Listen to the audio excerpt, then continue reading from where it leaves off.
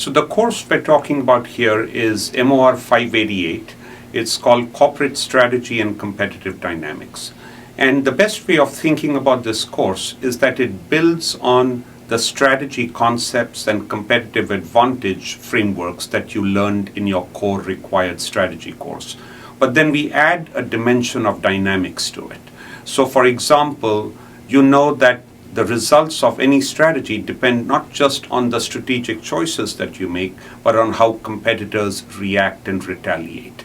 So one of the modules in our course is about competitive dynamics. It's about using game theory and thinking 4 or 5 moves ahead to see how different companies interact and how, sitting in your position, you can anticipate how your actions will trigger competitive reactions. So the underlying premise of game theory is to think forward and then reason backwards. And that is what we try to do with using a couple of cases. Similarly, another core concept that you've heard time and again in strategy is that strategy is all about being different. That competitive advantage comes from being unique, from being different. But how do you make unique and different choices? Is there a process for thinking that can lead to successfully creating unique positioning? So we use some sessions and cases on creative thinking, and we'll bring in a guest speaker from a design firm who talks about how they think differently, how they use core dimensions in existing businesses to imagine new possibilities, new value creation platforms. The third module that we go into is about corporate strategy, which is really about multiple businesses. A lot of what you've learned so far in your core course is about how you get a competitive advantage in an existing business. But a lot of companies are in multiple businesses.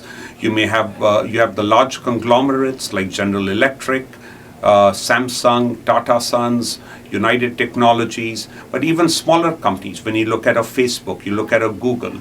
So Facebook might make a lot of its money from social networking, but they've also invested in other companies, in virtual reality.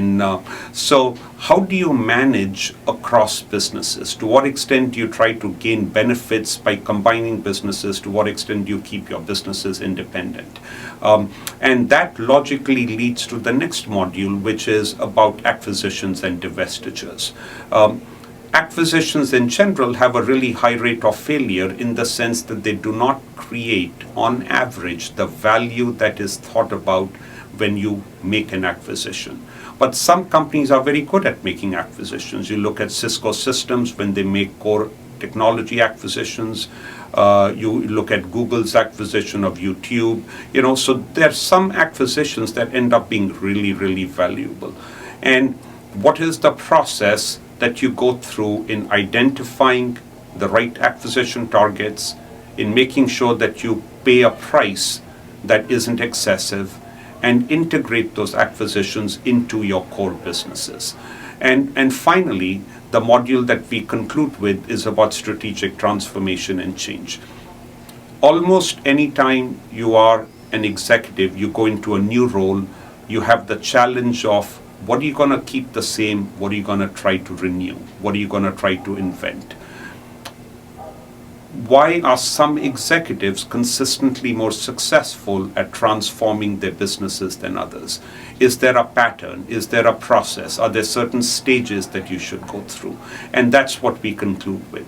By the end of this course, what we want to have you leave with is a sense for thinking about a situation and working in such a way that you are thinking ahead and managing the process effectively. So you're not just doing an analysis as an end point in itself, but the analysis is just the beginning of a sequence of actions, because that ultimately is the mark of a successful executive.